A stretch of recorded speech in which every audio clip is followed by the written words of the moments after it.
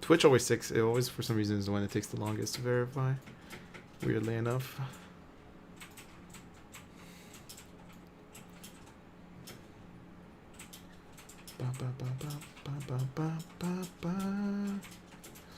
Come on, Twitch. You can do it. Give it to me.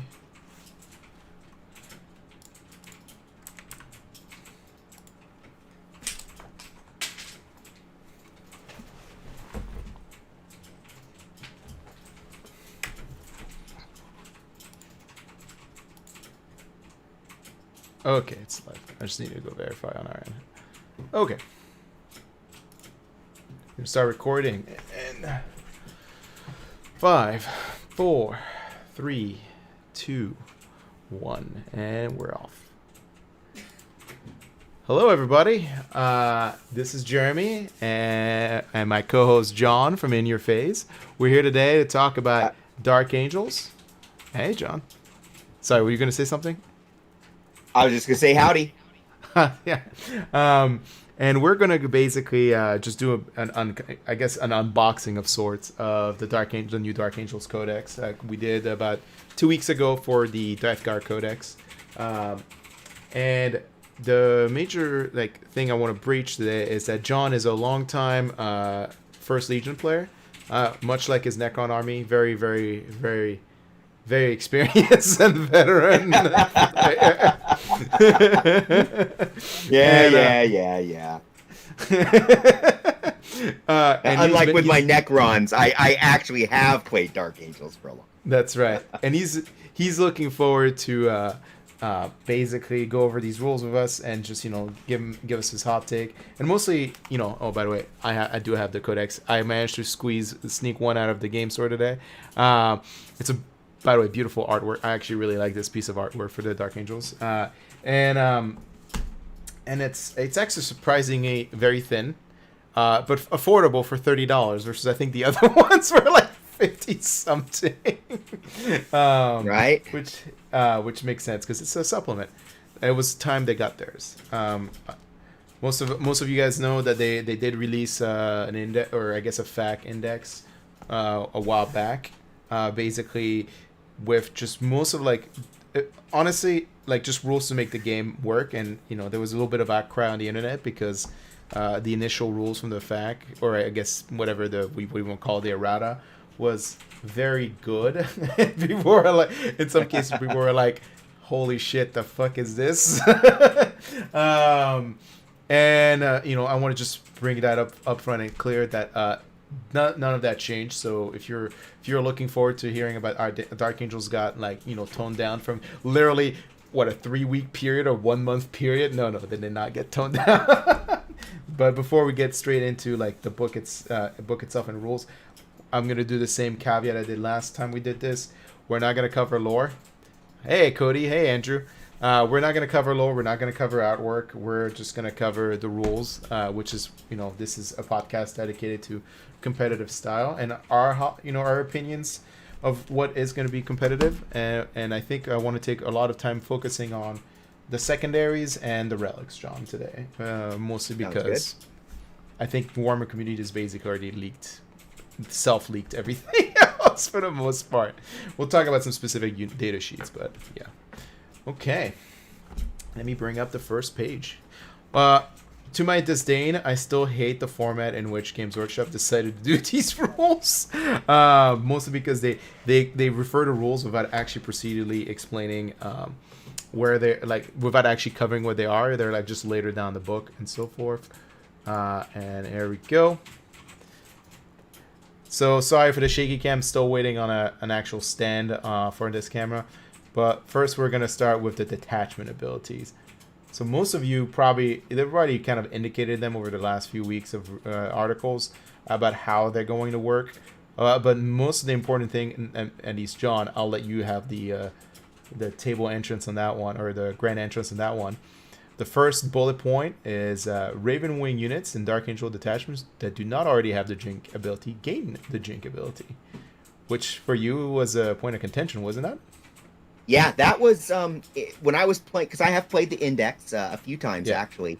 That was the big thing for me that seemed to be missing from the Index rules. So right off the bat, pretty happy about that. In fact, Definitely an Sorry, go ahead and say, John. oh, as I say, to me that's the magic that makes Ravenwing survivable. Yep. Back in the days when White Scars bikers were very popular, Ravenwing still had the ability to pull out. Excuse me, the White Scars had the ability to do the Jink with the invulnerable save, Yep. and that was amazing back in the day. Or maybe it wasn't even invulnerable; maybe it was like a +1. I forget. It was so many editions ago. But that was why we were playing White Scars back then, was because when you turbo boosted, you got that bonus to your save, that bonus to survivability. And now it's back where it belongs on the Raven Wing. That's right. And to clarify, the Jink rule, which is covered later in the book, explains that units that have moved during the movement phase or the preceding movement phase get a 5-up invulnerable against range attacks. If they've advanced, they get a 4-up invul against range attacks. Obviously, caveat being like if you didn't move in the previous movement phase or you stayed stationary in the previous movement phase, you do not get any of those benefit. So it's gonna be great to see. I mean, they really only added it for um, the things that gain Raven Wing in the Space Marine Codex are just the bikers and the Outriders, right? And the new Primaris bikers. That's the only 2 units that get like the Raven Wing keyword from the Space Marine book. Is it? I mean, it should be like the speeders as well. Oh, the speeders. Oh yeah, I forgot about the speeders. Yeah, that makes sense. Yeah, yeah. So that because all the data sheets are Ravenwing specifically in this book already have the Jink as a rule associated in their data sheet. This just basically gives it to all of them.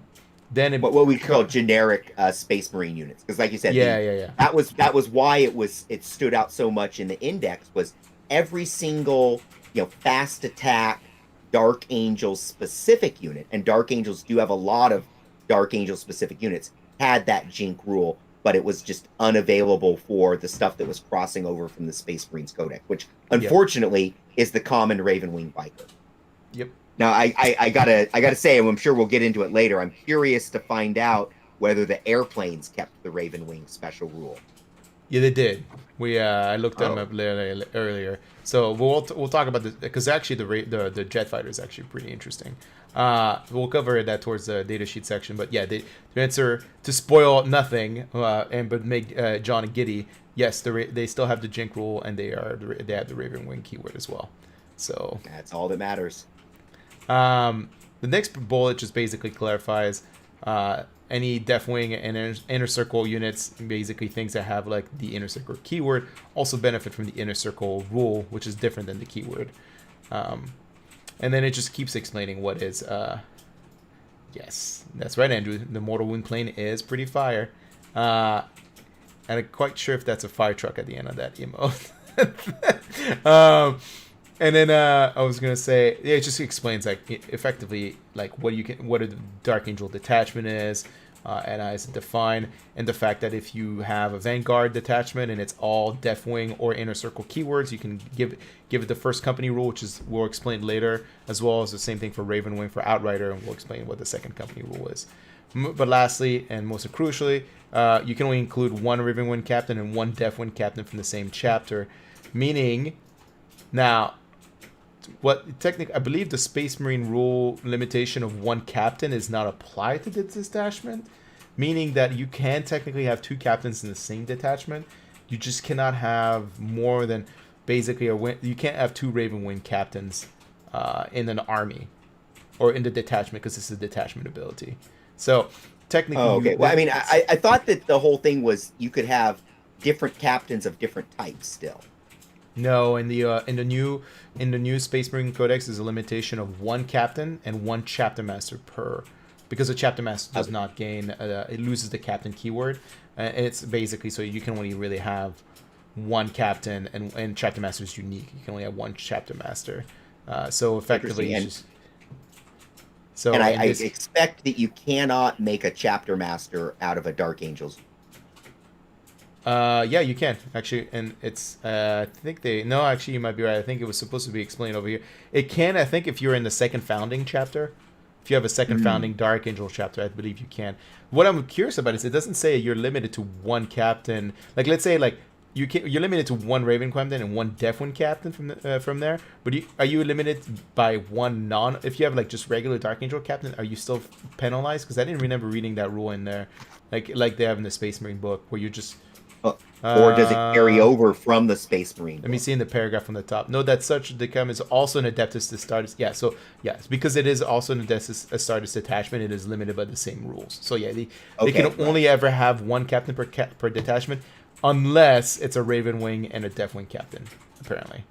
That sounds right, because that's typically what I would expect, is that the Dark Angels supplement is basically identical to the Space Marines Codex with some extra stuff added. And we, of course, don't have Ultramarines or whatever chapter tactics. We have the Grim Resolve and Dark Angels chapter tactics. Yep.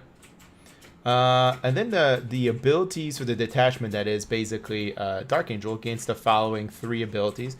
Speed of the Raven, which is effectively when the Devastator Doctrine is active, all your Raven Wing units get an extra 3-inch movement, and they can shoot if they advance. Basically, without suffering the penalty from hitting effective. So it's pretty cool. It just fits this playstyle of Raven Wing, which is funny to me because Devastator, I think, like big guns, but I guess if you're Raven Wing, you're just like, we're just sneakier and faster. So like I like it. That's fine. Fire Discipline. Well, the Tactical Doctrine is active for your army. Infantry models from your army, excluding Deathwing models, can make attacks with rapid fire and assault weapons well within engagement range of enemy units, but must target an enemy unit that is within engagement range of its own unit. When they do so, in such circumstance, the model can target an enemy unit even if, oh my god, that's a lot of fucking verbiage to say. You get to shoot in combat, and it's only on a 5-up do you hit. That's it. Yeah, right? It's a lot of just call it that. Yeah, I was just like, that's a lot of like rules lowering in there or preventing rules lowering, I guess is the better term. But that's pretty powerful for. Yeah, it's nice if you don't have hit and run. Like hit and run would actually be a better kind of a mechanic where you could fall off basically like the Ultramarines and then take a -1 penalty to shooting. Yeah. You know? But here instead we have the ability to just stay engaged in combat. So what we're presuming is that the Dark Angels have a little more strength in the melee combat, and we're going to supplement that with a little bit of shooting. Yeah. Nice. Yeah, I mean, it completely makes sense for their entire fluff reason, right? The whole thing of like they don't like to give up grounds, so they're willing to just basically be kind of like almost in a sense trench warfare combatants. Like they're just able to just engage and use their guns more effectively in like the close proximity range. Right. The last rule they get from having a Dark Angel detachment is Implacable. While the Assault Doctrine is active for your army, each time a Deathwing Infantry or Deathwing Dreadnought model from your army makes a melee attack against a character unit that contains any models of wound characters of 8 or more, you can reroll the wound roll. Okay, that one's like not that like I don't know how relevant that's gonna get because it has to be against a character. with 8 wounds or more, or less than 8 wounds. 8 wounds. So that means this is basically giving your Dreadnoughts the ability to go in and attack other character Dreadnoughts and Primarchs? I mean, any character. Yeah, I guess like Demon Primarchs, Demon Princes, any kind of vehicle that has also the character keyword. Yeah. Any Tyranid character, basically, or like... Oh, sure, Tyranid characters, yeah, right. But it's just... I don't know. But it's not all characters. It's just these big character targets, which is... It's kind of just one of those, okay, at that very situational. Sure. Occasionally nice. I just but curious like Deathwing already is swinging with Power Fists and Thunder Hammers. Yeah. It's just, and you'll probably have like a lieutenant nearby or something where you're rolling like the ones anyway. So it's just like you get to reroll 2s more consistently, I guess. Yeah. Then the first company basically rule just says basically if you have all Deathwing Terminator Squad, basically including Assault Terminator Squad, Relic Terminator Squad. Oh, Relic Terminator Squad. I'm glad they made that exception for it. Get the objective secured in a Vanguard detachment as long as they're all, basically Inner Circle or Deathwing in their detachment for keyword. Okay. And if your Warlord is part of that detachment, you get a flat +3 command points, which is cool because I think the cost of a Vanguard detachment is 2. So you effectively get a net gain of 1 command point for taking a Vanguard detachment of first company. Because I'm pretty sure they cost only 2, if I recall correctly. Are they two? Yeah, I'd have to look it up myself, and I don't feel like busting out the app. It might be three. I honestly forgot. I think Patrol is two. Oh, maybe it is three. Patrol is two. Battalion is three. Vanguards and Outriders probably three as well. Either way, it makes them like a fundamentally a battalion for your specialized detachment. You're gonna say, John? Let's see, I was gonna say we can actually check that out real quick. Opened up the old GW app here, and sure enough, battalion, brigade, vanguard, 3 CP. Yep. Okay, so yeah, it just makes it effectively the same. Like costs zero. But No what it penalty. does is, if you remember, normally you wouldn't get a refund for a vanguard detachment. Yep, that's right. So and that's the thing is, like myself, when I run a bike army, or I really don't run a Deathwing army, so I do run a second company Raven Wing, but they're going to work the same.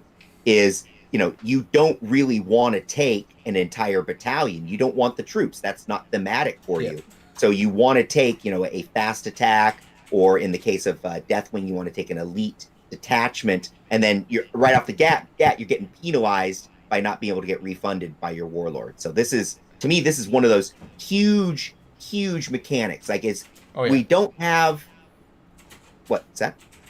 No, I was gonna say, like, it's I like it because it gives flavor to the army that's differential from Space Marines, because like Space Marines are like this enables you to make like an all Terminator or biker army, which you can with Space Marines, but there's a real cost associated to it. Like, first, like not having OPSEC, unless you basically force your warlord to have a specific warlord trait, and it's only for core and characters in 6. And then and then you have to pay the additional CP cost if you want to be like not take like any of the troop, like basically tax in the battalion. So I don't know, like this makes these two rules themselves make like Dark Angels. Like, if you ever see Dark Angels on the table, it's probably going to be either a first company army or a second company army, or both, right? You might not. Maybe I'm just getting ahead of myself, but I don't know if you'll see a lot of like Green Wing, like Dark Angel armies effectively. And I'm basing that. If you're going to run Green Wing, you might as well be running a custom chapter out of the Space Marine books at that point. Yeah. But here we're talking. For me, it's all about the second company, the Raven Wing, and like you said, the bike army lives again. And it's one of the best versions of the bike army. It's the Raven Wing bike army, so it's good stuff. Let's take a second to address Alexander Gonzalez's comment of shaky cam. You know what, Alex?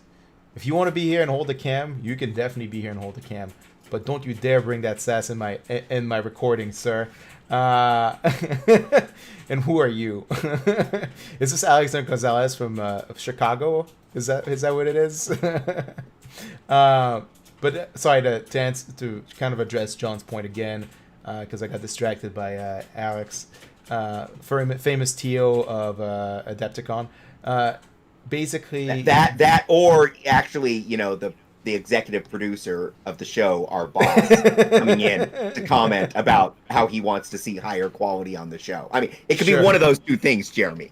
I'm buying you a book holder. No, I'm buying myself an action cam, Alex. Let's see.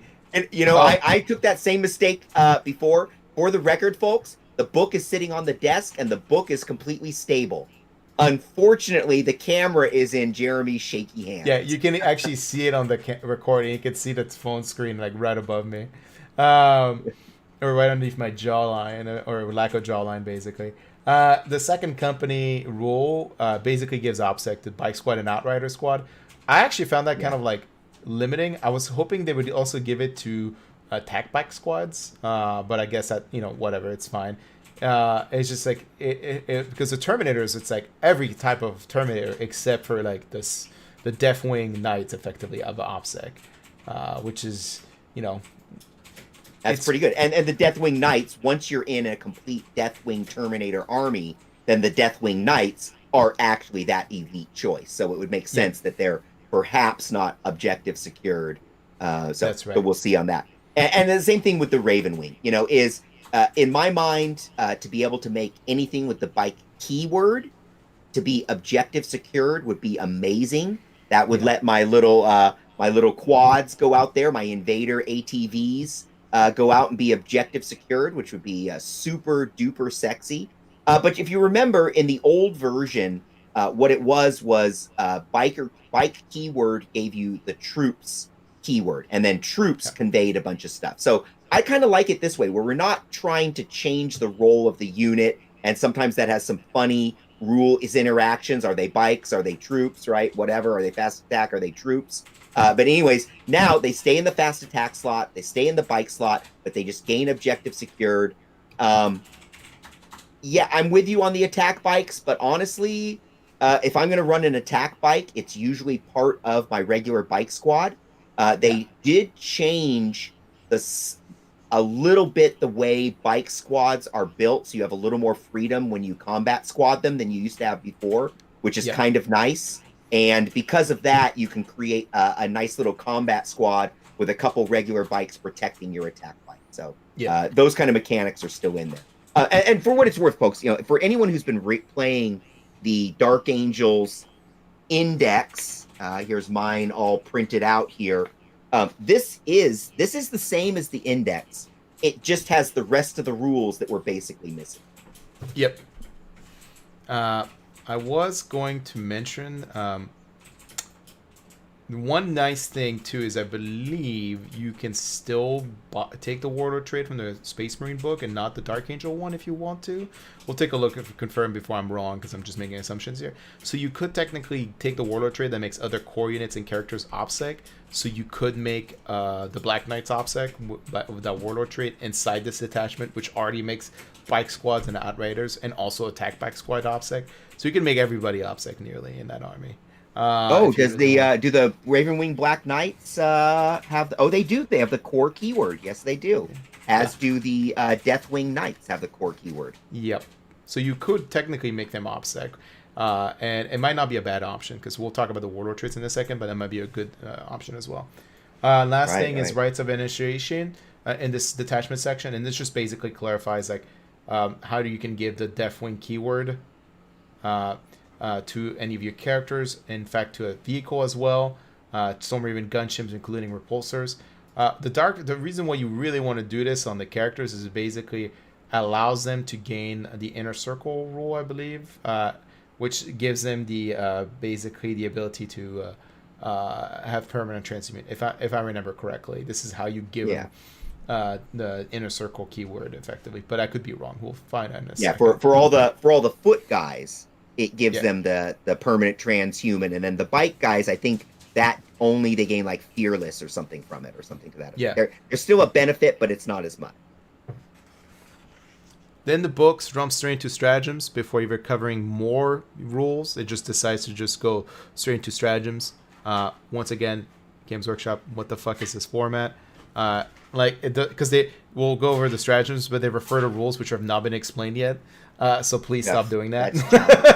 That's right. It's also a thing of, when you design a book like this, are you designing it to be read? In which case you would want the exposure of rules to happen in a sequence where when a rule is referenced, it happens, previous to where you're reading.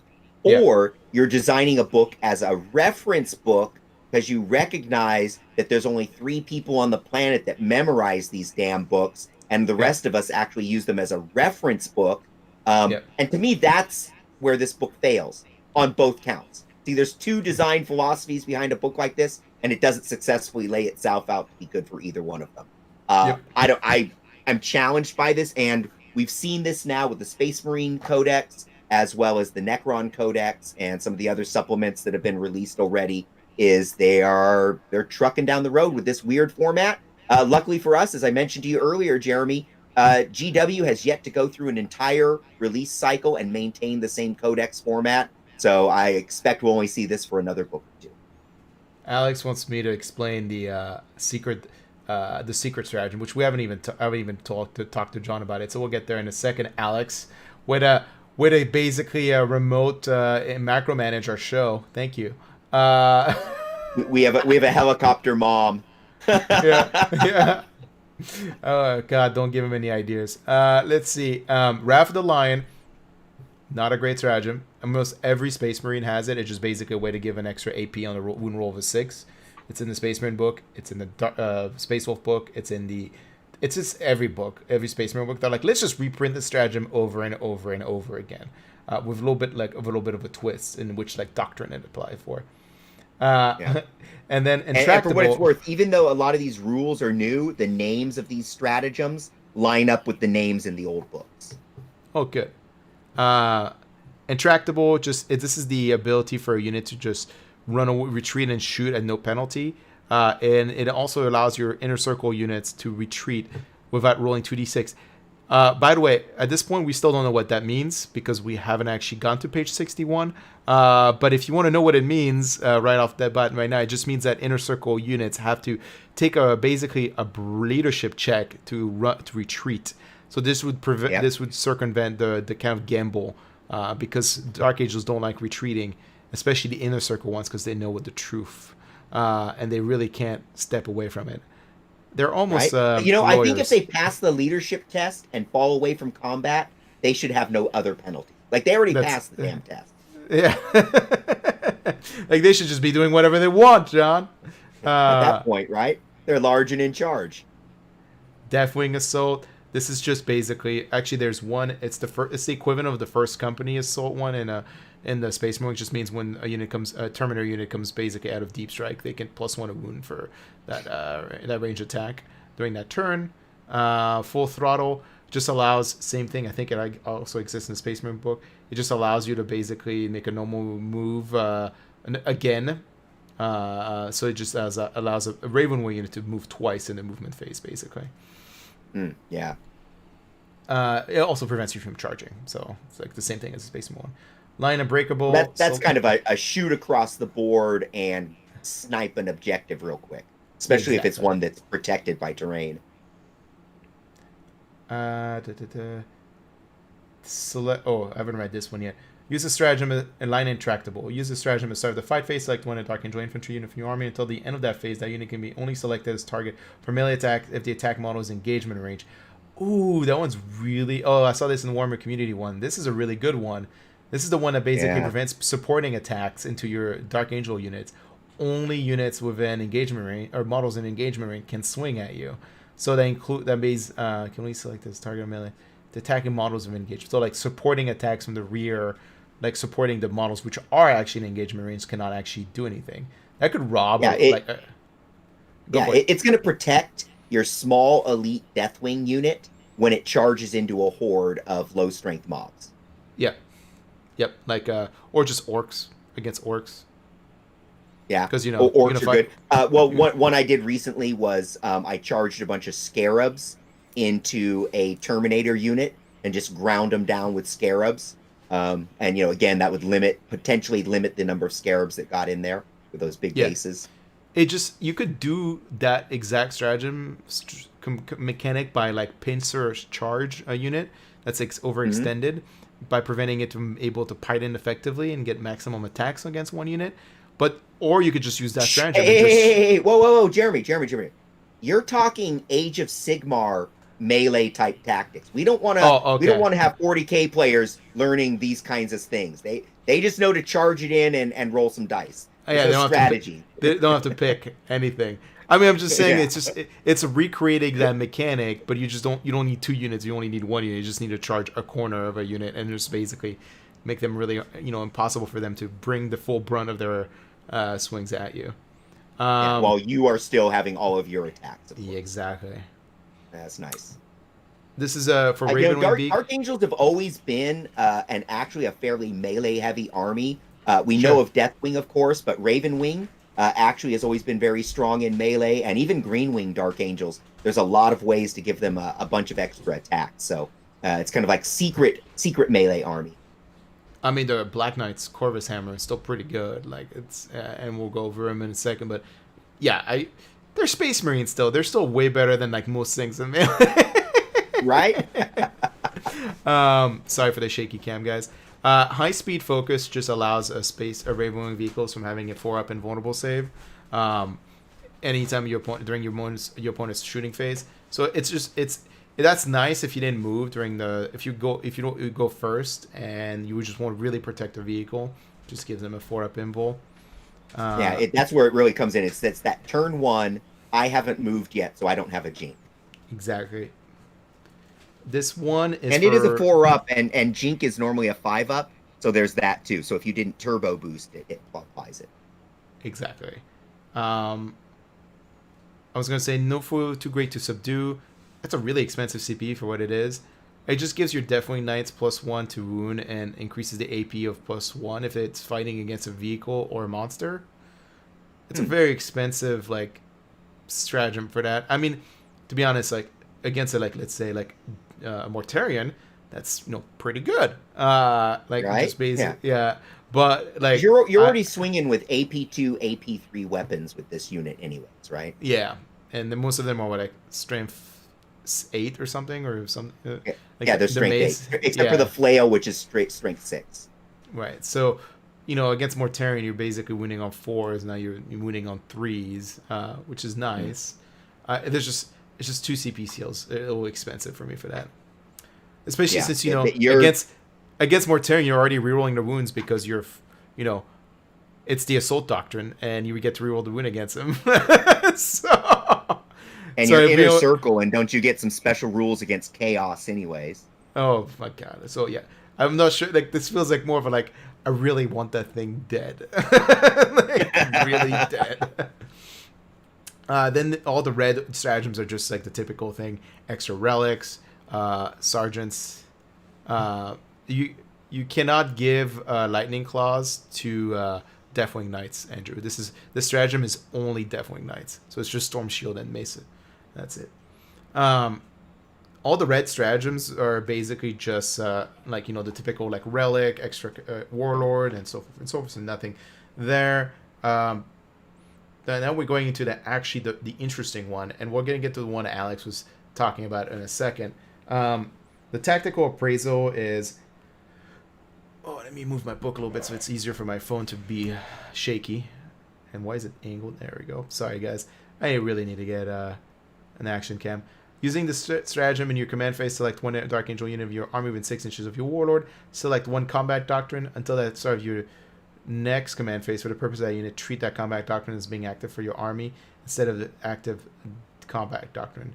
This is where I get confused by this rule. It says until the start of your next command phase for the purpose of that unit. Oh, purpose of that unit. It basically has a different combat doctrine than what's happening. The equivalent is there's a Space Marine one that's equivalent to this one, but it just gives them that combat doctrine and the turn whatever else. So, but it's a 2 CP cost. This one is just you replace a combat doctrine with another. So it's nice for like Ravenwing if you wanted to be able to give them like 2 rounds of the special extra inch movement one with the no penalty shooting and advancing, or for the Terminators and let's just ignore the Death Wing because it's like reroll to win against characters. But well, I could see you wanting to apply the Devastator Doctrine to a unit as well because of the Devastator Doctrine bonuses that you can get. That is true. You could technically give them the additional rend on the heavy weapons for another turn. Yeah, it's pretty good. Well, don't wait. Is that all Dark Angels get? In the past, I think they got an extra 6 inches of range on heavy weapons in Not anymore. Devastator Doctrine. Oh, they don't, huh? No, now you get the ability to shoot in combat if it's the tactical doctrine. That's what you gain now.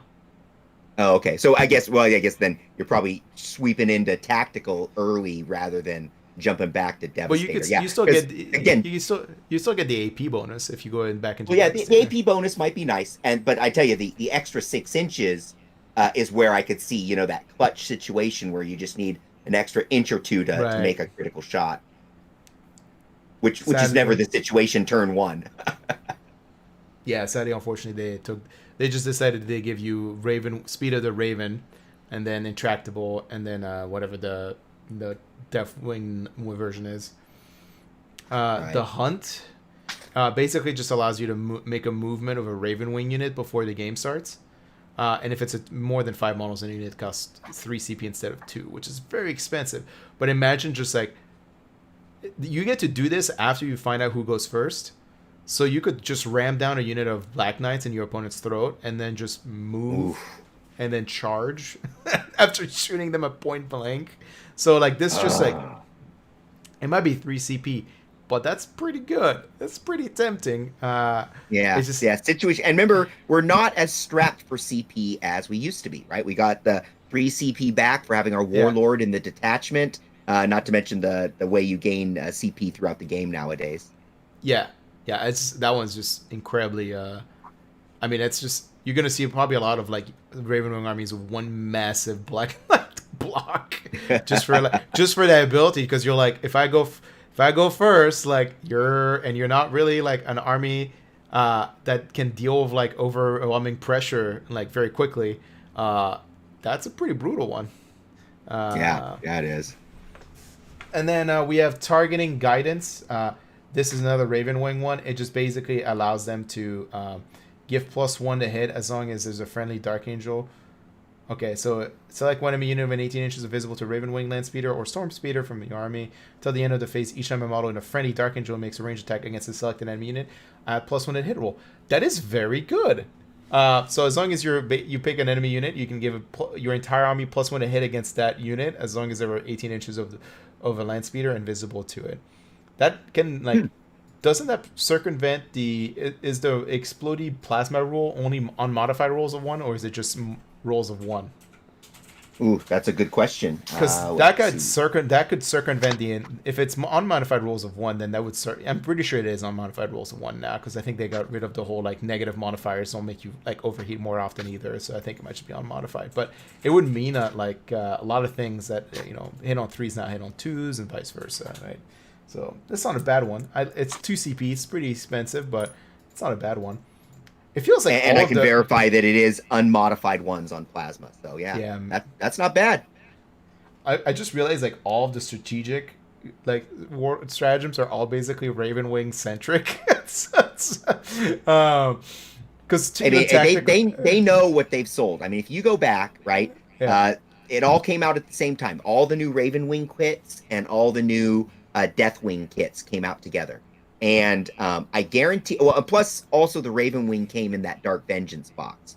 So there was a ton of Ravenwing out on the market.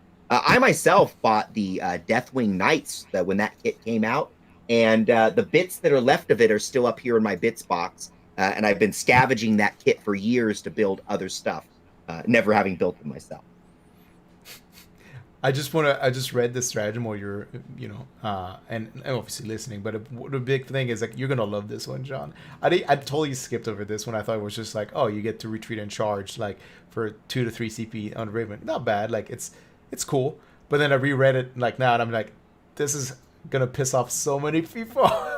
Use the stratagem in the fight phase after Ravenwing unit from your army has fought.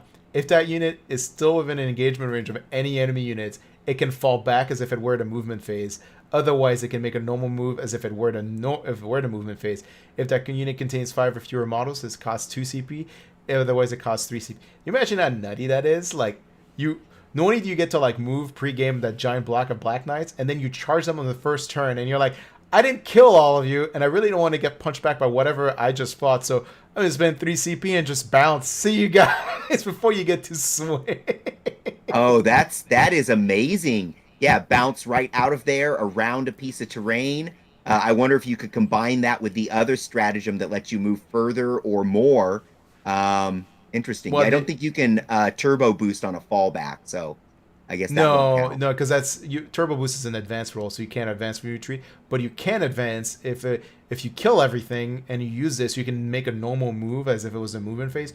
So you could advance during that move. Oh, that's not bad. That's not bad. Like I said, yeah, I would want to see if this also combines with some other movement CPs. But honestly, the 14-inch move and being able to straight up disengage with that, that's pretty amazing. It's 17 inches because the first turn is Devastator, so you have speed of the talent Raven, so you get an extra 3-inch to your movement. So you would get like a pre-game move of 14, followed by a 17-inch move, followed by that. So it's a 2 CP, as Andrew says, it's a 2 CP warp time. So it's incredibly that can really ruin some people's day. Yeah, no doubt. And then Secret Agenda is basically the one that Alex was talking about. Basically, it's a really stupid stratagem that they added in this for just purely fluff reasons. And two things are going to happen. Either events are just not going to allow it, or it's just like it's so useless no one's going to take it. Basically, it just means that you can choose to not reveal one of your secondary objectives or agenda to your opponent. Like, so, like, like engage on all front, grind them Now, look, down. let's call this what this is. This is a cookie.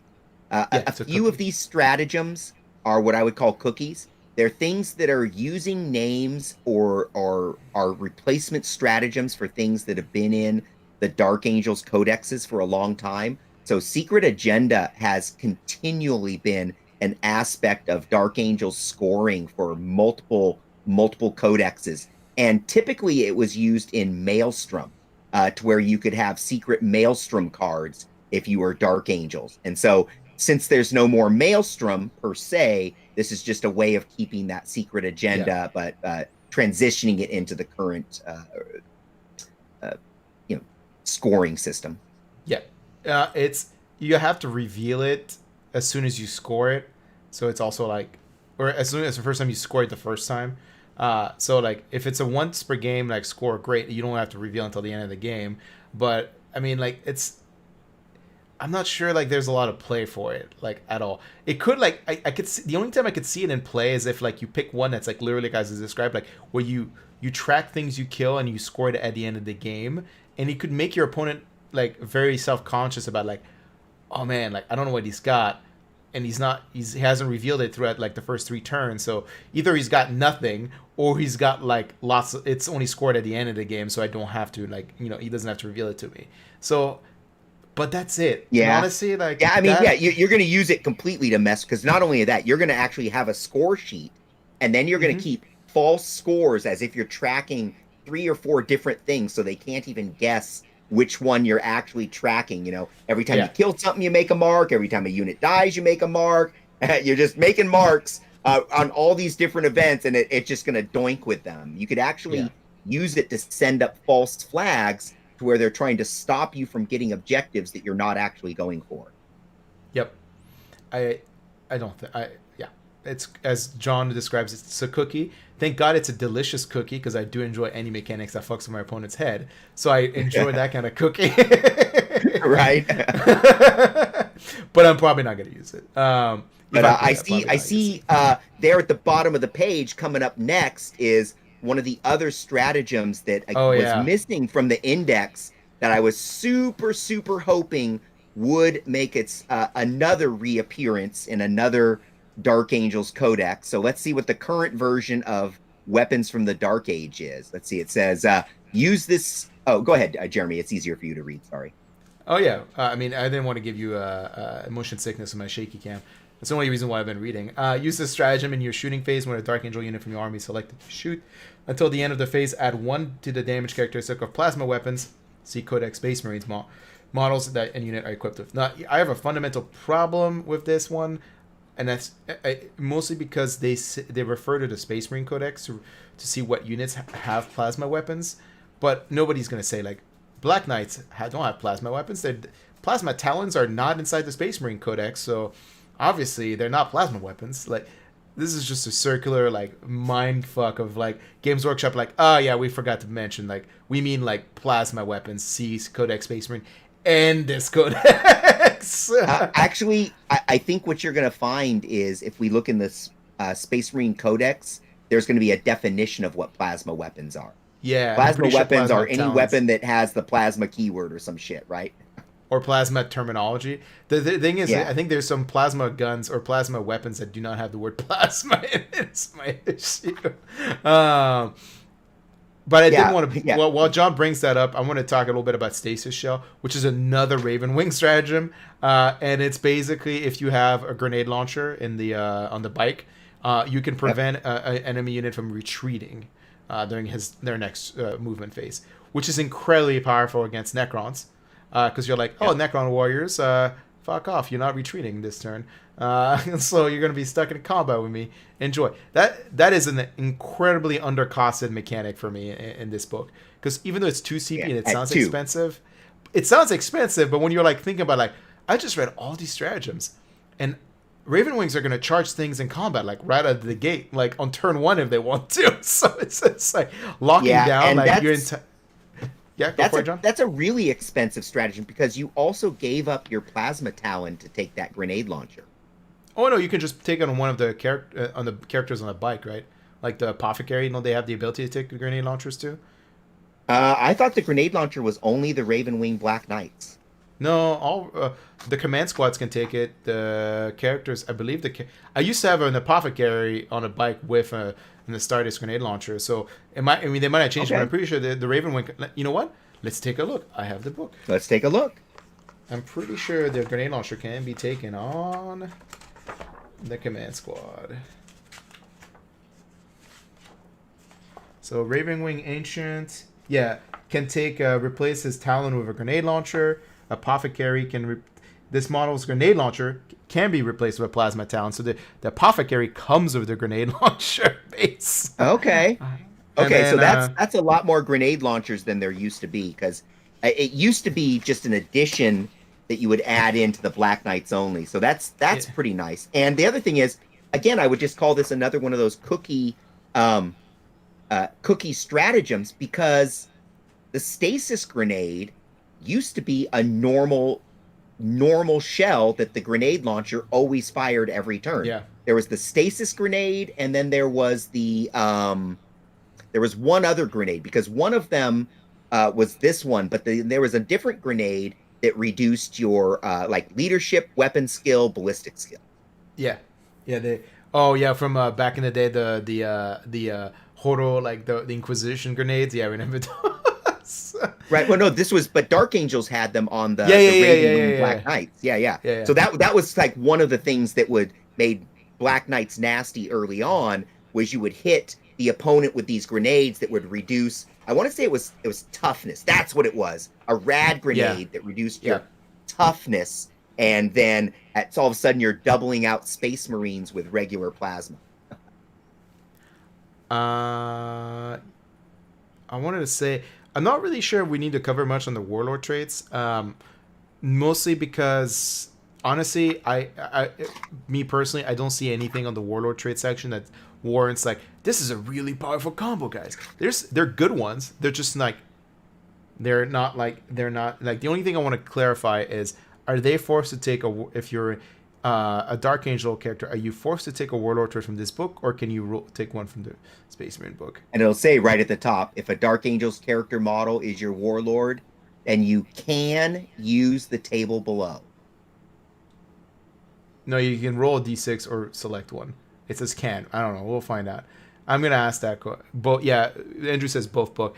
So yeah, I honestly think like if you're gonna play like Deathwing or Ravenwing, taking the one that makes core units OPSEC makes like it's so much more interesting because it makes like Black Knights OPSEC, and it makes all your characters on bikes OPSECs as well. So it's a very like that's for me that's an interesting that's a very good one. In terms That's a of pretty like powerful one. And as I say, and also one thing worth mentioning is like you and I talked about earlier, yeah the Raven Wing ones are not super exciting right now. no But if we think about the old Raven Wing Warlord trait, it was just advanced 2d6. So yeah these are at least better than that. yeah. In fact, they actually lost the movement modifier ones. The generic one is called a decisive tactician. That gives like +1 advance and charge rolls for core units, and that's it. Not even the warlord gets the benefit of that one because he's not core. So I don't know. They're not bad. Like none of them are incredibly bad, but I just they're not. The only one I would argue is like basically is like a force multiplier is brilliant strategist because that one basically allows you to do that command ability or stratagem we just talked about replacing a doctrine every turn for a unit, and this just does that exact same thing. And it's just that it's basically not a CP effect. It's a free version of that stratagem. Right. And then we have the interomancy discipline. I haven't actually looked at this page at all yet because honestly, I was already kind of disgusted by the power level of the Warhammer community article, and I was just like, let's just save this one for like just initial reaction. Mind Worm. Tell me what you think. I myself have never been a big psychic player. And what's funny, what little psychic powers I have played have always been Dark Angels, and it was always the same thing. It was Ezekiel casting the is it Mind Worm? I think was the one that used to be where it would reduce leadership and a bunch of other stats, and you could basically just start permanently disabling some of the more powerful characters. Yeah. So Mind Worm, in this case, is a generic like available spell for them. It goes off on a 6, and it's picked an enemy unit of an 18. It suffers 1 mortal wound, and then until the next psychic phase, until your next psychic phase, they strike last in the fight phase. Basically, they can only strike until. Last. Yep. Aversion, a warp charge of 6. Select the enemy unit within 24 inches of the psyker. While the unit is within 6 inches of this psyker, subtract 1 from attack characteristic of models in the unit. It doesn't say to a minimum of 1. It just says subtract 1 from the attack characteristic of. Could you bring them down to 0 then? No, because I'm pretty sure that in the base rule book it talks about attacks characteristic cannot be taken below 1. Okay. And that's a hallmark of this 9th edition is references like this where you then have to go hunt for the rest of the rules somewhere. Right. And then subtract, it generically just gives them a -1 to hit roll. Righteous Repugnance, Blessing, cast value of 7. Select a friendly Dark Angel unit with 12. The Psyker. Each time a model in that unit makes a melee attack, you can reroll the hit roll and you can reroll the wound roll. That's actually pretty good because it just gives you reroll hit and wound roll and melee and the fight phase because it's melee attacks only. It's pretty good. Yeah. That might be nice on the Corvus, the Black Knights. You know, if you wanted to make like that kind of like a very strong, basically, what's it called, hammer unit without actually investing too many characters into like supporting it. That's a pretty good one. Trephination, Witchfire, has a warp charge value of 5. If manages to stay the closest enemy unit within 18 of the visible takes D3 mortal wounds, like Smite. If the result of the psychic test was greater than the leadership, it just suffers flat 3 mortal wounds. Okay, yeah. Like Super Smite. Sure. I mean, I'd rather just. It's they've always had. It's what's funny is this is again one of those ones where they've always had some kind of trephination, whatever the hell that word means. No, I'm not going to look it up. And it's one that's changed around, and here's the current version.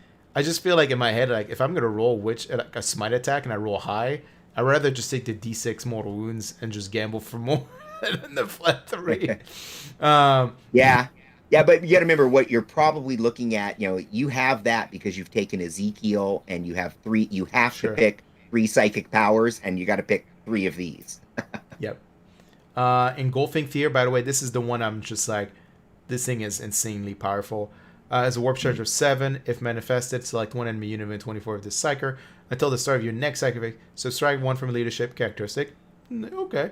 That unit cannot use the OPSEC ability or any similar ability that allows them to control an objective regardless a number of enemy models in range of the objective marker. And if the result of the psychic power is equal to or greater than the unit's leadership characteristics, that unit cannot perform an action. Immediately fails its action. So, which is nice if you have somebody over there trying to raise the flags or something. Well, for me, it's like, I play against a lot of Alex, games, like with his like double OPSEC Necrons. So, we just talked about how like you could charge them in turn 1, and if you wipe them out, you can move again, or if they're not engaged, you can retreat and move. Like, what if you cast like you wipe them out, the 20-man war unit, you wipe them out in combat, and you casted that power on the other warrior units, and then you just do that CP to move on top of their objective, and you just basically rob them of 2 objective on 1 turn. You're like, congratulations, Alex. Welcome to nice. Mechanics of removing OPSEC. It's just like when you're already OPSEC yourself and you remove OPSEC from other units, it's insanely powerful. It's the same thing the reason why Necron double OPSEC is so powerful, because it effectively does the same thing. It removes OPSEC from an enemy unit and then use OPSEC. So it is funny. We add OBSEC to units that don't normally get it, and then rather than double OBSEC, it's just cancel OBSEC. It's, again, creative use of the rules. Good stuff. Yeah. Mind Wipe as a warp charge of 7. If manifests in one enemy unit within 18 inches of the Psyker, then select 1 aura ability that unit has until the start of your next Psychic phase. That unit loses that aura ability. Powerful, but I don't know. I'm not sure. You're gonna see a lot. You have it in the toolkit. Yeah, exactly. Yeah, I think you have it in the toolkit, right? It's situational, but when you have that one nasty little aura you got to shut down that's causing you whatever problem, you're pretty happy you have that. Especially if it's a defensive aura. Like, those are the ones that are the most, like some re-rolling ones and all that kind of stuff has mostly been toned down, but there's still some pretty good defensive auras out there. Yeah. And yeah, for me, like Righteous Repugnance and Engulfing Fear is incredibly powerful. Um, so that's the Innomency discipline. I'm That's glad nice. Engulfing Fear. Sorry, what? Go ahead. No, I just go ahead. I'm saying I'm glad Engulfing Fear is about the worst offender of all of them, because I was worried for a while, like, oh shit, this is the resurgence of like superpower creep and psychic powers. But I'm glad that was the worst one of all of them. I was worried that was like, because Warhammer community tends to post like the weakest thing in their article, and then there's just like surprise, like in the book. I was a little worried about that. So I mean, I think they fully jumped the shark with psychic powers a couple editions ago. So hopefully they've learned their yeah, lesson with psychic moving terrain, and they kind of chill things out going forward. Again, the psychic powers are okay for me. I'm not a big psychic player. Don't care much. Glad to see the most abusive ones. The names have remained the same, but the powers have been toned down. I don't know if we're gonna spend too much time in the relic section, because honestly, like there's nothing in here that's like super abysmally like strong, and we've already Is been that talking the for eye almost an though? Does hour. the eye still create an aura of automatic Yeah. go last? Yes. No, it's just enemy characters in engagement range of the bearer. Oh, but it's a 6-inch range now. No, that's just for the -1 of the leadership. The Oh, bearer okay. gains Oh, fear aura while an enemy unit is within 6 inches of the bearer, so strike one from the leadership. And then additional rule is at the start of the fight phase, if an enemy character unit is within engagement range of the bearer, that unit is not eligible to fight until all other eligible units from your army have done so. got you. But it's Yeah, and only it characters. used to be a 3-inch aura, and then it also had specific wording that basically said this one is the most powerful. That if you have something that would make this not work, this actually works instead. Yeah. So, so it was a pretty not commonly seen relic, but I used to bury it in the middle of my Green Wing foot Dark Angels, and it was just a nasty little surprise. Mostly because I played against a bunch of Blood Angels, Jackmos, and I just got sick of the you can't attack my Smash Captain. I go I got the anti Smash Captain, so suck it. Let's see. I nothing else really to talk about, yeah. I guess Yeah, I said I don't think there's any other real relics that are super exciting. Other than that, there's a decent sword that you can put out there that's not bad. I think that's Oh, about it. actually, there's one interesting one. I forgot about this one, and this is once again a Raven Wing one. Um, when an enemy unit is within 3 inches of the bearer, and for Raven Wing biker models only, each time an invulnerable saving throw is made for a model in that unit, and that has an invulnerable save of 4 or better, the saving throw is only successful on an automated roll of a 5. So basically, it just reduces the invulnerable save rolls of like Storm Shields by 1 or things with 4 up, which can be Oh, for enemies, fairly good. It's that can pretty be pretty good. good. Yeah, it can be pretty good. Um, Well, and that the Angel's Gambit isn't bad either, in so much as I think that's just a standard one, but I think isn't that the one that adds to the aura range under your special no, issue? it's gone. It's not Oh, in there it's anymore. gone.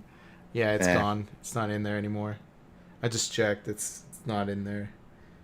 Oh well, Yeah. yeah, that was a nice one to be able to add 3 inches to auras. Obviously, is pretty powerful, especially with bike units.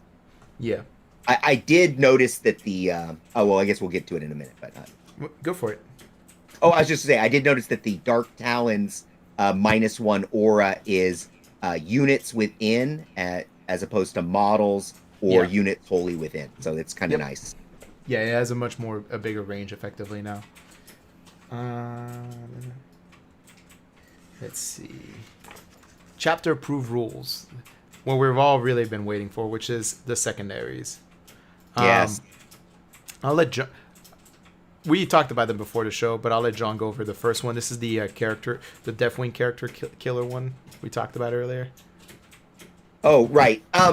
Go ahead. I can't see that. Honestly, Oh, I'm Jeremy, sorry. I'm looking at this screen. It's And about it's 3 inches in the corner of my screen, so I don't puke when I look at it, and I only fair enough. occasionally can read it. So sorry. Fair enough. No, you're good. I just wanted to make sure you were For gonna our have some listeners, reading to. I happen to suffer from terrible motion sickness. I Yeah, can't walk past a Ferris wheel, and I certainly can't consistently watch a shaky screen. So I'm actually looking everywhere but at the screen. fair enough. Yeah, that is just torture to John. It's just It's worth it. It's part of the price we pay to be in the inner circle. uh, so I want to caveat, we're going to cover all these, but each of these secondaries, reminder, you're limited to only picking one for your army during selection.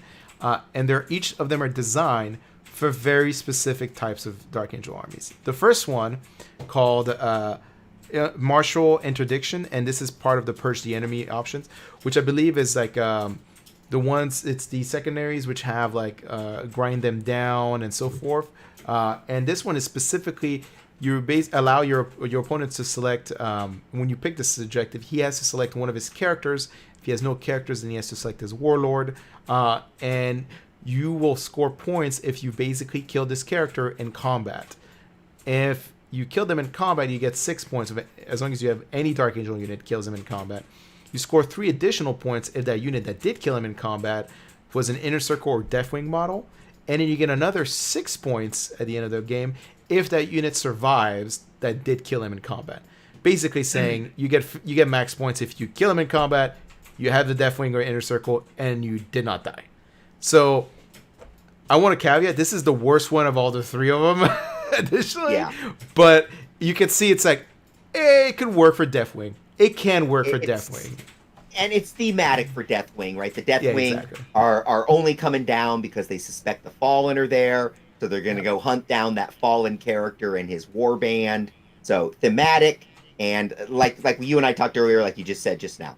Deathwing, pure Deathwing, maybe I take it.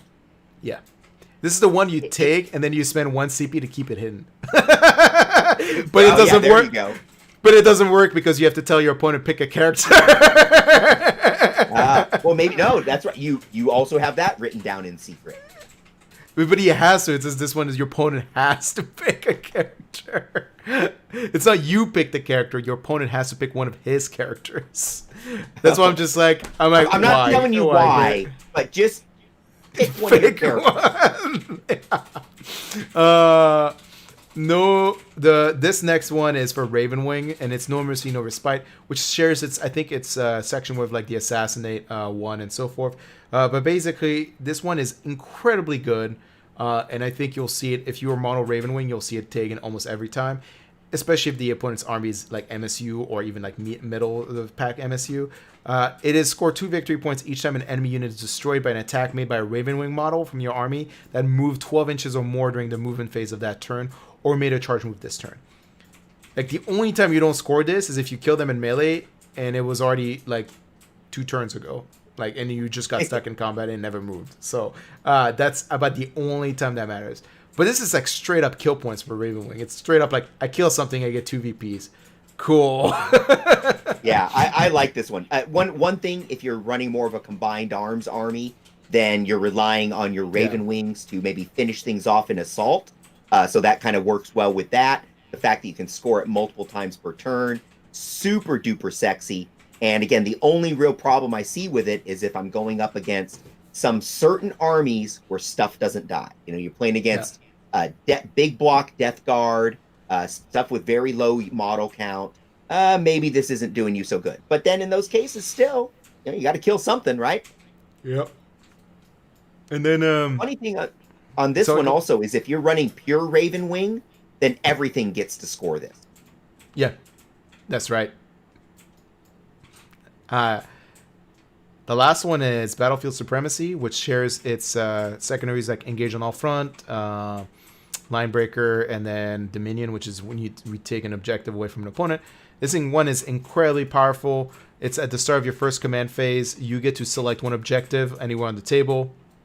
And for each consecutive turn you control that objective, you get a progressive amount of points. So if you've owned that, so on turn 1 you're going to score 0 points from it. But on turn 2, if you selected one you controlled on turn 1, you will get 2 victory points from this secondary. And on turn 3, if you controlled it for 3 turns, you would get 3 victory points. And then on turn 4 and so forth. So if let's just assume you scored it, you picked your home objective on turn 1, and then it's turn 2, you get 2 points. On turn 3, you get 3 points, which brings you up to 5 points. on turn 4. If you still own it, you're up to 10 points. And if you just have it by the end of the game, you're getting 15 points. So 14. 15, because it's turn 1, 0, turn 2, 2, turn 3, 5, turn 4, 10. Oh, I see that. Oh, I'm 5, sorry. 15. I was looking at. I didn't see that it was turn 4 is 5 right there. Okay, yes. Yeah. I was adding it up, and I'm like, well, wait a second. That only ends up with 14 points. But no. Okay, cool. Yeah, the only So hard clever. requirement is you cannot lose that objective, right, to get max points. No. So. But if you're playing Green Wing, if you've got an Azrael castle, if you're playing vehicle backline, any of that stuff, you're sitting there, you're holding an objective. You got some counter assault units. You want them to come in and try and get you. If all you have to do is hold one objective, you can do that.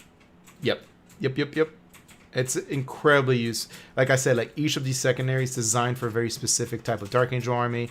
Raven Wing, Death Wing, and then Green Wing, effectively. And they all play to the strength of each of those armies. Maybe a little bit less so Death Wing, but I still see Death Wing Knight achieving this one relatively easily if you're basically good at positioning and targeting. So that is the all of the chapter approved rules. Then we go in Crusade rules, which are completely ignorable. So we're just gonna keep going. Yep. It's never existed. What I actually recommend is they sell some really nice paper clips. So you can either put, I would say 3 paper clips on the outside would hold them together, or really most of us have blue tape. So you could take that entire Crusade section and just put a piece of blue tape around the edge, and then it would allow you to not only find the important rules that come right before the Crusade section, but then very quickly find the actual data sheets that come right after. So I think that's probably a good call on that.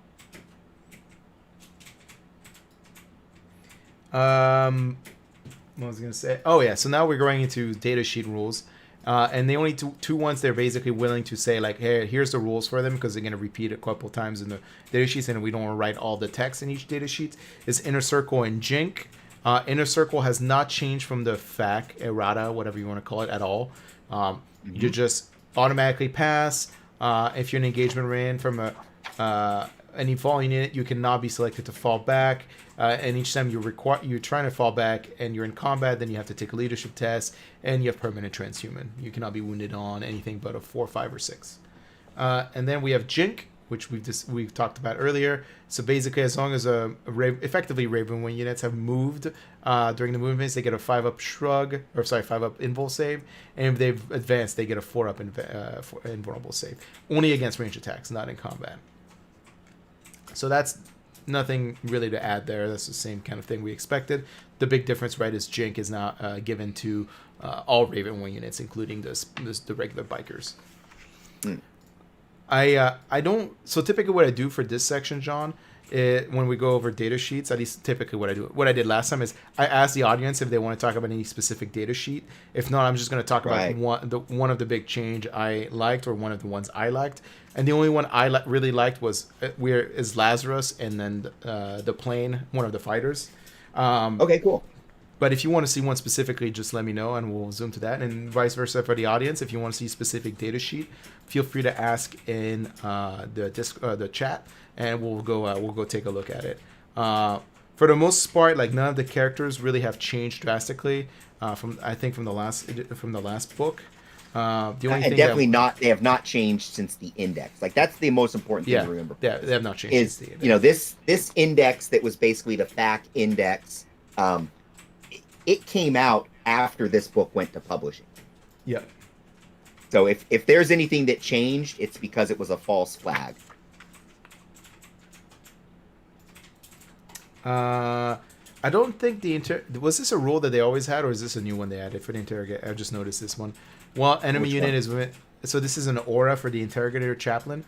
It's called the Aura of Dread. An enemy unit is within 6 inches of this model. It counts as being below half strength. This only matters for attrition test, because if an enemy unit takes an attrition test and they're below half strength, they fail. They have a modifier of 1 on the attrition roll, so they would fail on a 1 or 2 to run away for each model instead of just 1. Was that attrition modifier in 8th edition? No. So it must be brand new. Yeah. Yeah, it must be brand new. That's interesting mechanic. It's not really a modifier; it just makes them like counts as like, because there's armies that ignore combat attrition modifiers, and this one just basically says you count as half strength. That's interesting. Lazarus is really cool. I really enjoy this character. I think he's very good for what he brings. He's a captain. He's a captain, so he gives you he has an inner circle, all that jazz. He's a Primaris character. He's basically the like, you know, when Azrael lost his like little like dome of 4-up invul shield aura. They basically said, we're giving it back to you. This is effectively Games Workshop saying this was supposed to be Azrael when he crossed the Rubicon, when he became like, you know, he became a Primaris Marine. But they decide, you know what, we'll just call him Lazarus instead, you know, because it's not Azrael, and we'll give him like almost identical same mechanics. So, oh man, now you have me sitting here swapping the letters around and realizing that, oh my gosh, if you just swap the U for an E. Yeah, it's just like this. And also Lazarus, wasn't that guy a biblical guy that risen from the dead or something, which is kind of like the whole concept of like that's right. Crossing the Rubicon, or for becoming a Primaris Marine, is like you basically are reborn, or like you go through death and you're rebirthed. Anyway, not to get too like, but you know, but Azrael still has his 4-up invulnerable save aura. No, he doesn't. He lost it. Are you sure? Yeah, go take a look at the Lion's Helm. So, yeah, there's no Lion's Helm. Oh, wait, right here. Friendly Dark Angel. Oh, back. Yeah. Okay, so he still has Azrael. He still has the 4-up invul save aura against range attacks for bikers and infantry. Got it. Yeah.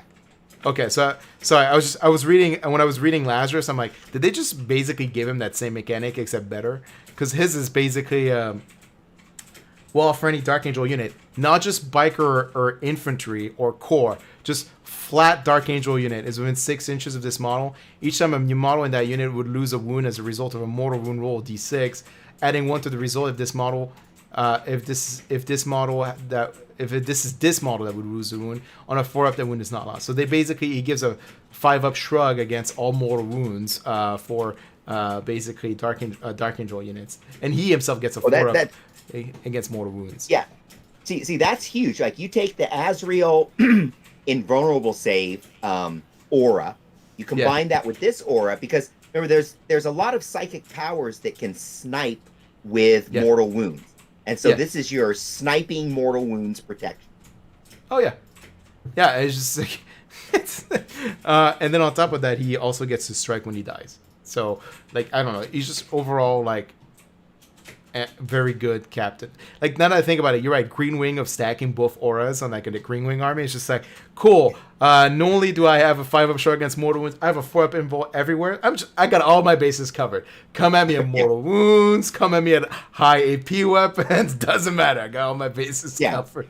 I'm standing in terrain. I have a 2-up. It's like, I'm castled up, baby. I have a Dark Talon hidden in the building. You're -1 to hit me. You know, it starts stacking up pretty quick. And then I think that if we're talking about stacking these auras, for me, if I've already taken both Azrael and Lazarus, then my third character is going to be Ezekiel, who is going to give me that aura of extra attacks. Yeah. And now I've created my complete fire base, right? I'm stacking all of that on top of an objective. I'm scoring points every turn on that objective. And I got extra attacks if you want to come in and melee me. I got protection against your psychic attacks. I got protection against your shoot. Yep. The big one, too.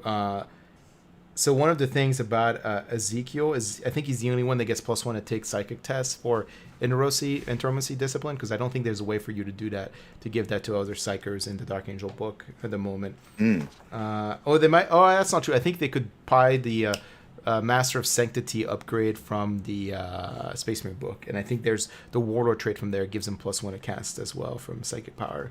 So I guess you could technically. Yeah, you could. That's not bad. But right here he has +1, you know, so he's pretty solid. Does he still have 3 psychic powers? Let's see. He can attempt to cast 2 and deny 2. He knows Smite and 3 psychic powers. He knows 3. He just can only cast 2. He knows 3. So yeah, so that's why you're going to be going a little deeper into the Ateromancy discipline than you might want to. And the fact that he has 2 denies, that's nice. Is that normal to have 2 denies on a psyker? No, typically like a lot of psychers which cast two would only have one deny. Like I think even like Mortarion has no, he has 2 casts and 3 deny. He's like the opposite. You see, yeah, of course, he's Mortarion. But yeah, so that's kind of nice to have that little bonus right in there. um,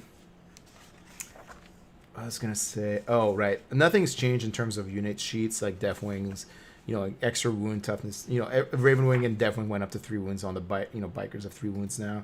I'm trying to As see. we talked about earlier, unfortunately, with Black Knights going up to 3 wounds, now if you overcharge your plasma and kill a model, that's a really painful one that you roll. Yeah, because it's just model slain, not taking a mortal wound.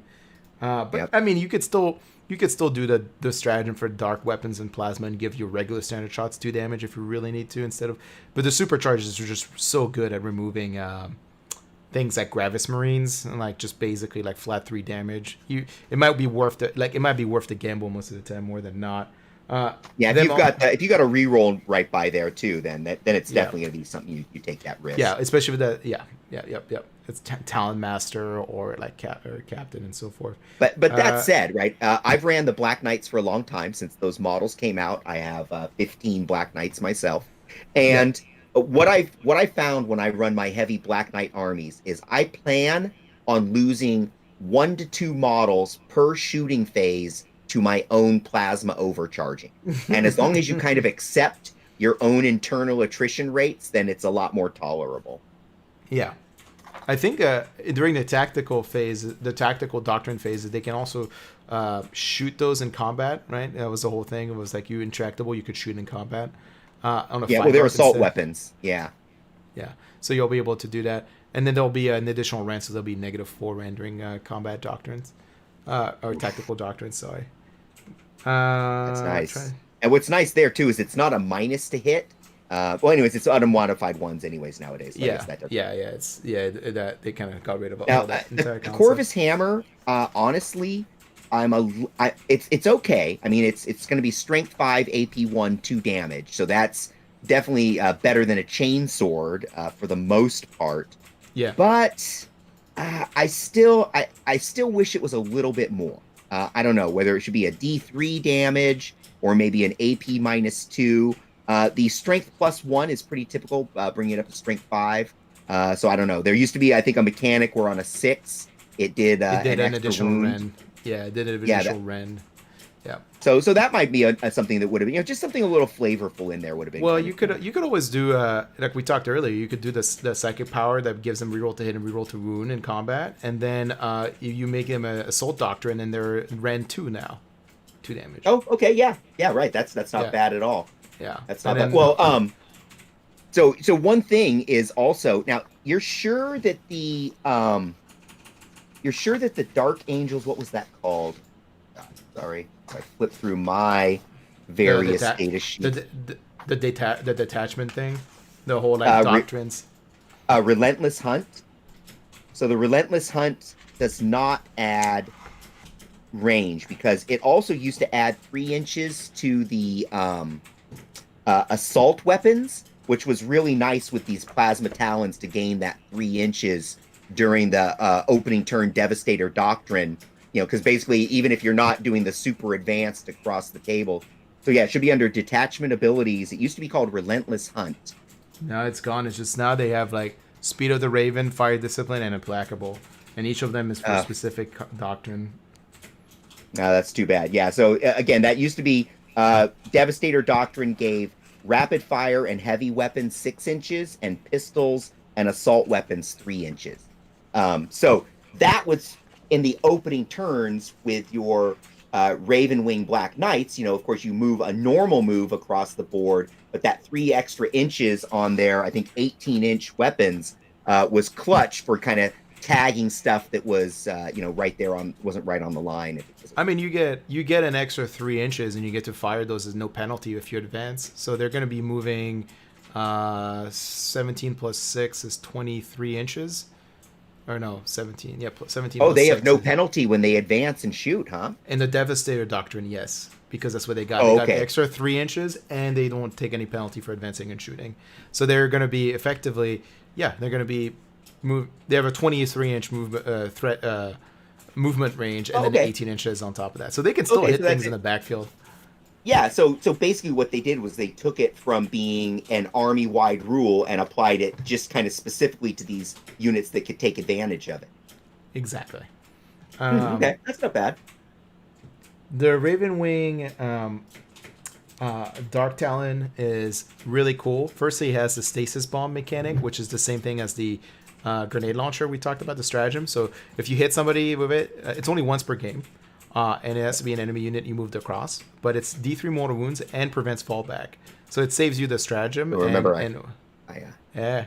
Hey, always at the arm's yeah, reach for John. always within arm's reach. I actually have two Dark Talons and a Nephilim right now within arm's reach of me. Oh, nice. Yeah. And then its rift cannon I think changed. So now it's a blast, and it's strength 12, and it's D3 strength 12. shots. It's Oh, D3 shots. It's always been Sorry. D3 shots. Used to be strength 10.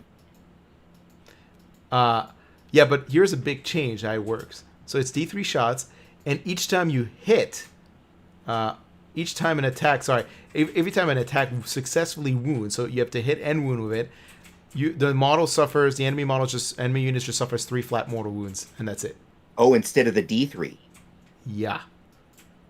Yeah, because that rift count, that Dark Talon with the rift cannon used to again be D3 shots, strength 10, I believe, but the same mechanic where if you hit and wound, I believe it was D3 mortal wounds. So now, boy, you might be packing an extra 9 mortal wounds on top of your actual shots. That's pretty brutal. Yeah, if he's supported by like a Talon Master, like think about like when your speeders, that stratagem that gives you +1 to hit, so you can give him +1 to hit when he shoots at that enemy unit, so he's 2s to hit, and then the Talon Master can babysit them and give him reroll 1s to wound. You're almost guaranteed to like basically do all the mortal wounds you basically roll for the number of shots. It's blast, which means any unit that's like 11 more models is just flat 3 shots. So like, oh, that's Necron right. You're not even rolling the number of shots. Yeah, so like against yes, against Necron warriors, like a 20-man block, like that combo means they're gonna just take 9 mortal wounds. It's like, bam! Surprise! Oh, that's great. That is great. So that's it's a fantastic, interesting. powerful. Yeah, because it actually lost its. I want to say that this unit used to have one of those strafing type abilities. It's obvious as a bomber meant to attack ground units, and it definitely doesn't have that anymore. No, the fighter does, and it's only against aircraft, and it gets +1 to hit. It's called air superiority. Yeah, that's a change they made to the Nephilim. They turned it into like an anti-aircraft, but then it really wasn't designed into that role. Sure. Like it used to be kind of an anti-infantry aircraft. And if you kind of think of that same Nephilim fighter, but with a +1 against ground units, it's a pretty nice, light anti-vehicle, anti-infantry. But unfortunately, the Nephilim, when it goes into an anti-aircraft role, suffers from. And yes, you can put the laser cannon on it, but for the most part, it suffers from not enough high-strength weapons. Yeah, I think like if you play mono Raven Wing, you need to take at least one of these every time. Yeah, a Dark Talon. Yeah, just because of like preventing the retreat, saves you CP. The mortal wound output, phenomenal. I just like there's so many things in the game now with flat 3 wounds, and you're like, this is just like an amazing like unit. Just like airs 3 mortal wounds. Good night, goodbye.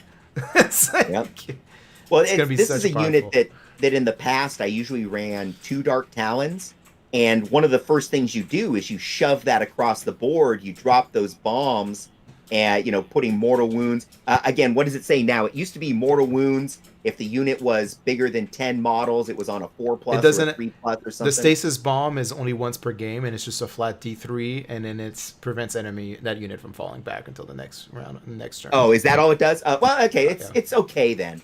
Like I said, what it used to be was roll a dice for every model in the unit up Yeah. to 10, and on a 4+, you got a mortal wound. So that Yeah, was pretty potent. So you could do up to 10 mortal wounds, right? So you could technically roll more than 10 dice, but you could only ever do 10 mortal wounds, and max is what it was, right? yeah, Yeah. something like that.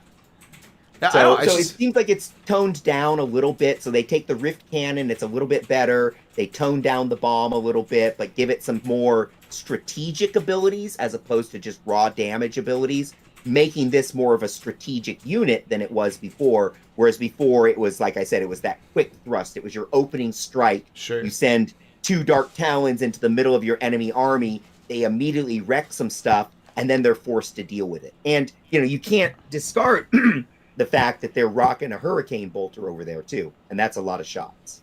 Yeah, and since it is a Raven Wing unit, and you'll notice that it does have the Jink keyword, meaning it always has a 5-up invo, I believe, because I think it is Raven. Is it just bikers, or I thought it was just any Jink was just for any model that it moves, right? Yeah, models. Yeah, So it always yeah. has, as long as it's moved, it has a 5-up invul. And then if you really want to make it even more durable, you can spend the 2 CP and make it a 4-up, give it a 4-up invul. Oh yeah, that's nice. Well, the thing is, I look at is what are the rules with turbo boosting an airplane? Like airplanes have some kind of advanced capability too, don't they? Yeah, so I think it is. I don't know if this one. It would probably be right there in the data sheet. So let me just flip over and look at it. It just has It has a movement of 20 inches to 50 inches as a top bracket, but yeah, you could technically advance, but it doesn't give you. It does not give you extra, basically more than the D6 movement. I don't see anything that says like if you advance, you move a certain. Yeah, I think that advancing of airplanes, I would expect to be kind of referenced in the big rule book. So I'm not sure if there is actually anything about that.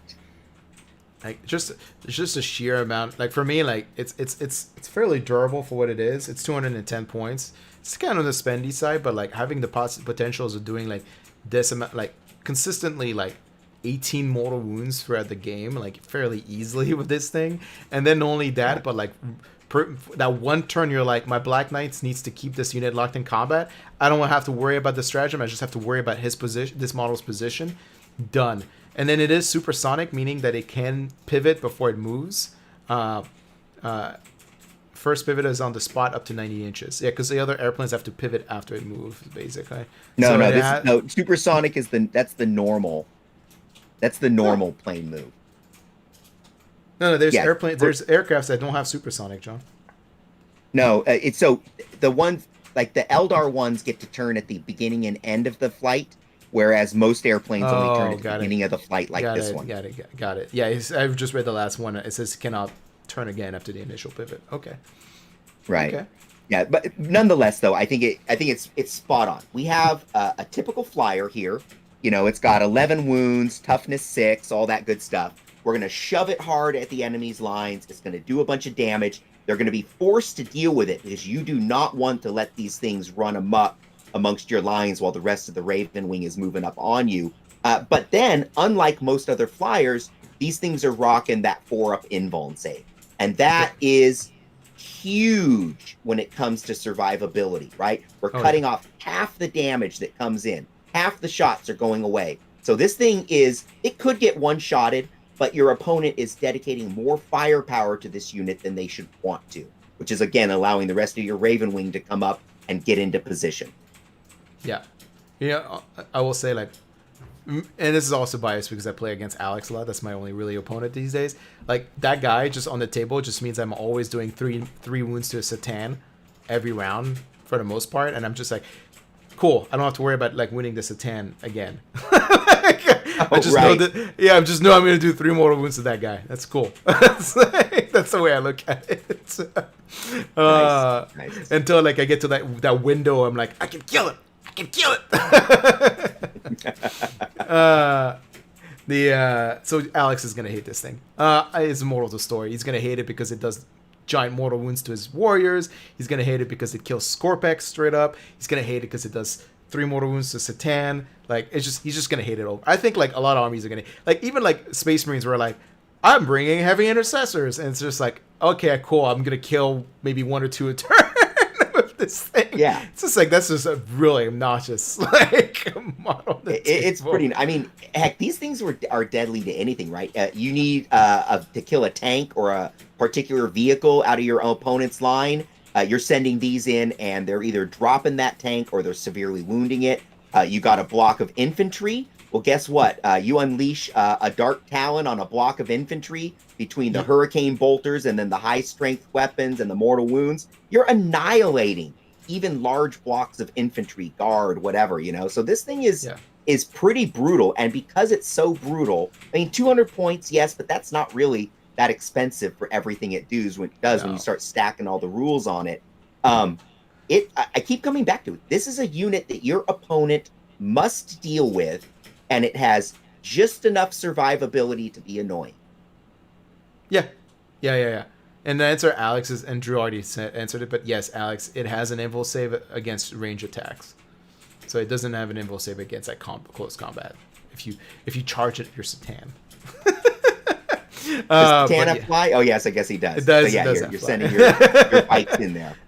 Yeah. I'm getting ready to build my new Satan. I got a custom Satan made, or I should say a limited edition custom sculpt Satan that I just received in the mail, so I'm getting ready to put him together. Pretty excited about that. I'm looking forward to it, John. I think that's it for all of the data sheet changes. I didn't see any requests on the chat, so nothing like in terms of points. Like it's the same points from the FAQ errata. Like I don't think anything changed from the errata. Like so. Surprise, surprise. Yeah, and it's all the stuff is what you expect. You know, your lieutenant for your Raven Wing units are the Raven Wing Talon Master, which is a vehicle. You know, they're making a big deal about allowing him to take an artifact. They gave him a special exception or something, even though he's a vehicle. But that only matters in this edition because in previous editions he was able to take artifacts anyways. He was always cool with one of the special artifact swords on there. And that unit has a ton of shots. 2 Raven Wing Talon Masters, a couple Black Knights, and a couple Dark Talons, backed up by Samael, and who knows if you have any points left at that point. Maybe a couple regular Raven Wing bikes with plasma on them, or maybe an Invader ATV or so. And you've got a tight little army. It's an army with high maneuverability, high damage output, not the damage of the Raven Wing of yore. Last time I ran Raven Wing, I was able to put, I think it was 305 shots per turn out with that Raven Wing list. Yeah, remember when that used to be ridiculous? But that's all been toned down, long toned down. So you're not going to get that, but you still have a small, tight elite unit. It's not ultra shooty, though it has plenty of shooting, and it's not ultra melee, though it has plenty of melee. Instead, it's an odd, high-speed, balanced, mixed army that, played intelligently, is going to give you a lot of real good performance on the table, I think.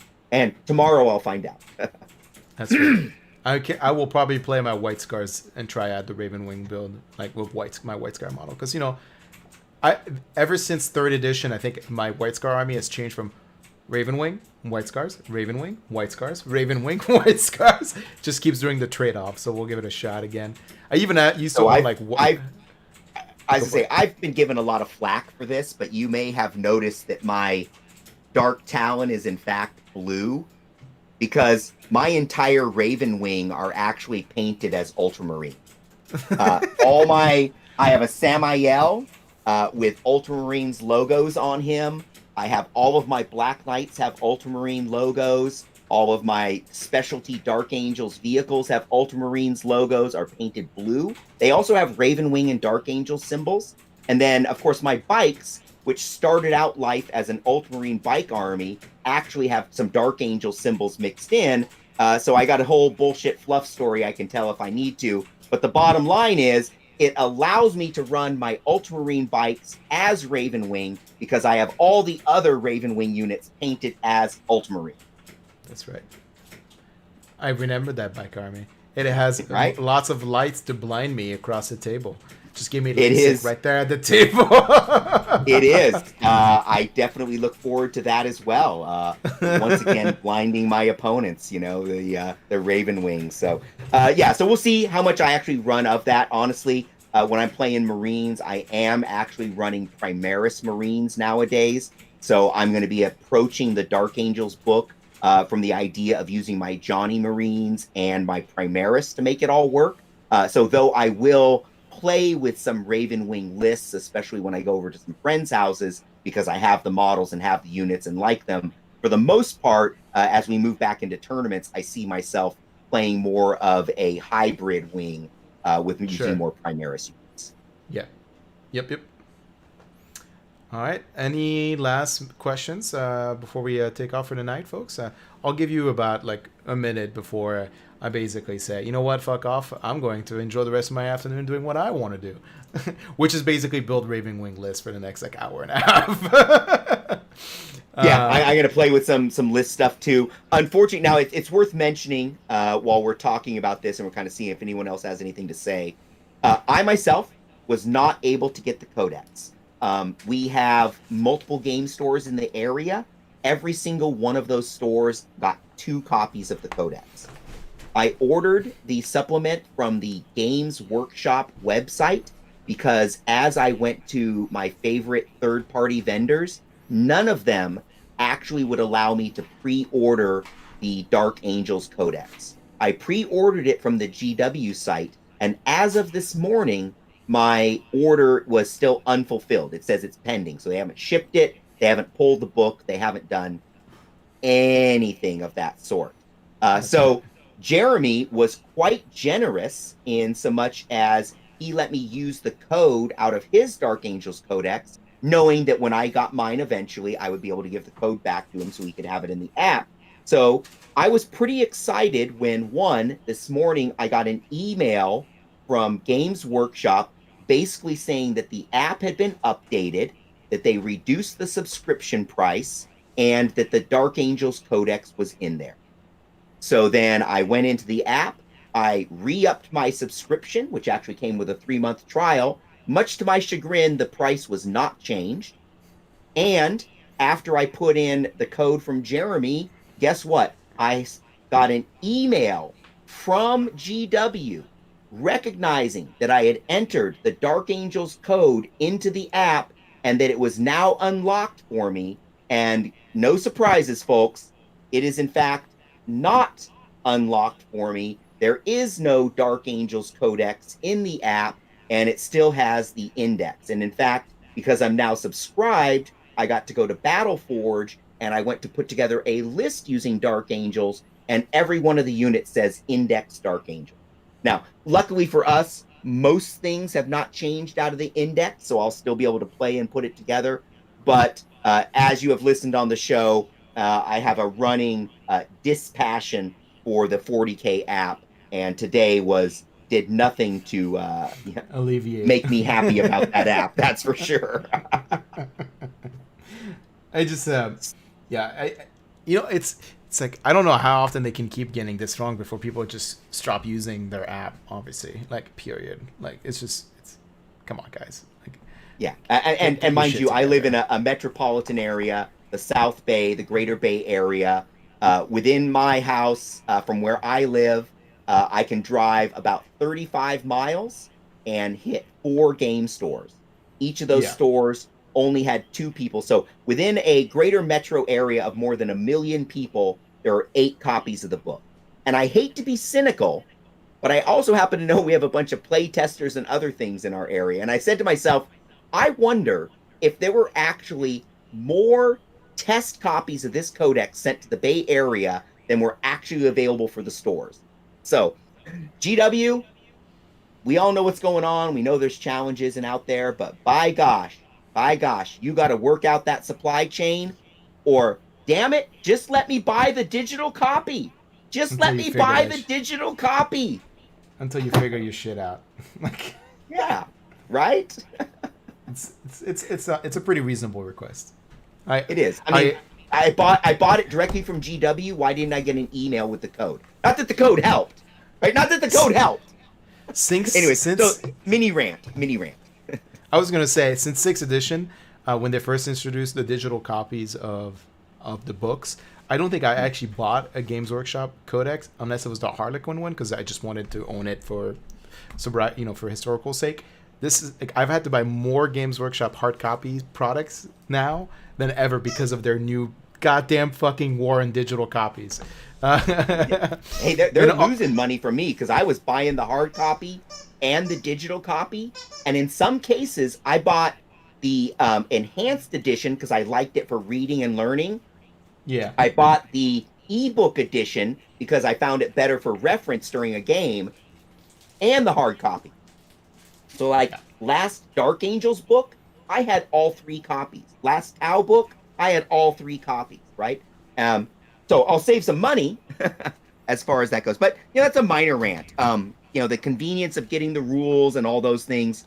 In a week or two, I'll have my book, and for the next year or so, hopefully, well, excuse me, I hope this book lasts me a year. Okay, let's just hope it lasts a year. Anyways, for the next year or so, I will have what has actually proven to be a really nice codex. There's some nice elements in there. There's nothing that super jumps out as me as, oh my gosh, this is so broken that you only build lists around this one element of the book. There's lots of ways to play it: Deathwing, Ravenwing, Greenwing, combined arms. I think anybody who has been a Dark Angels player for a long time and has a large Dark Angels collection is going to be super happy with how you get to engage your models, engage your characters. Old characters, Azrael, etc., Ezekiel, still pertinent to the current gameplay, but we still have new fun characters like Lazarus and the Interrogator Chaplain. We finally have access to all the Space Marine toys, including the new tanks, the new vehicles, and what have you. But at the same time, we have some of the best versions of the classic Dark Angels units that have always existed for at least the last 3 or 4 editions of the Dark Angels Codex. Overall, I'm going to give this one a big, huge thumbs up as a real Dark Angels player. Best Dark Angels in the ITC 2014. I am super duper happy with this codex, and by gosh, I'm looking forward to playing some nice Dark Angels alongside my wonderful Necrons. All right. Have a lovely afternoon, guys. Enjoy your weekend. And then for context, I believe we are doing a stream game tomorrow. I believe it's going to be 40K. I am sorry, Andrew. I forgot to answer your question earlier. What scotch am I drinking tonight? I'm going to drink probably some Oban 14 because it's on sale in Oregon, and I fucking love the stuff. So I don't know about you, John, but wait, are you going to be drinking at all today? You have any plans to drink tonight? Actually, I cracked open a couple Stellas last night while I was playing some games, and they were really kind of went along well with my gaming. So I might have a couple more Stellas tonight. It is the Super Bowl tomorrow, and so there may be a little more drinking involved. Right. I don't want to go Bowl. too heavy tonight in anticipation of what might happen tomorrow. So yeah, just something light, some Stellas to enjoy. Other than that, I'm gonna chill for the rest of the afternoon myself. It has been super fun talking with you, Jeremy, as always. Yeah. Hey, everybody, just so you know, next Wednesday, I finally am firing back up the Wednesday hobby stream. So recorded some stuff this weekend. So next Wednesday, 8 o'clock, tune in, and I'll be going live with the next newly reinvented hobby stream. So hope to talk to you all soon. Muchachos.